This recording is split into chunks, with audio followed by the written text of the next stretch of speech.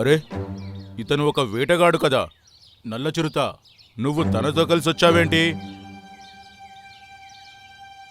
ఈ నల్ల చిరుత నా స్నేహితుడు.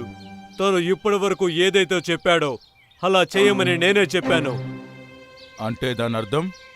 నేను కాలియా సమాజం యొక్క వేటగాణ్ణి. మా నాన్నగారు ఒక గొప్ప యంత్రాన్ని కనిపెట్టారు. అది ఉపయోగించి ఒకేసారి 5 జంతువుల్ని వేటాడొచ్చు. దాన్ని ఉపయోగించి ఆయన చాలా జంతువుల్ని వేటాడాడు. అప్పట్లో అడవిలో ఉన్న జంతువులన్నీ కూడా కంగారు పడ్డాయి. ఆయన నాపడం ఎవరి వల్ల సాధ్యం కాలేదు. అప్పుడు ఆయన అరాచకాలకు విసిగిపోయి ఒక మాంత్రికుడైన బాబా బాలునాథ్ ఏం చెప్పారంటే, మా సమాజానికి ఒక శాపం ఉంది అంట. మా సమాజంలో ఉండే వేటగాడిని ఏదైనా కొంగ చాలా సులభంగా చంపగలదు. ఆ తర్వాత మింకు కొంగ వాళ్ల నాన్న మా నాన్నగారిని చంపేశాడు.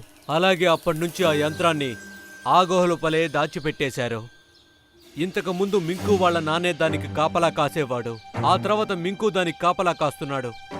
ఇప్పుడు నేను నిర్ణయించుకున్నాను, మా నాన్న చావుకు పగ తీర్చుకోవాలని దానికోసం ఆ యంత్రాన్ని రహస్యంగా గుహ నుంచి బయటికి తీసుకురావాలి అనుకున్నా.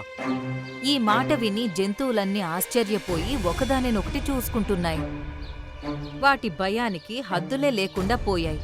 అందుకే నేను అన్నిటికంటే ముందు మీ జంతువులన్నిటినీ మాయం చేశాను. ఆ మాయం చేసిన నిందను మింకు కొంగ పైన వేసిన తర్వాత తనని మీరు బంధించేలా చేశాను. ఇప్పుడు నేను ఆ యంత్రాన్ని బయటికి తీయబోతున్నాను. ఆ తర్వాత అడవి మొత్తం మీద నా రాజ్యమే ఉంటుంది.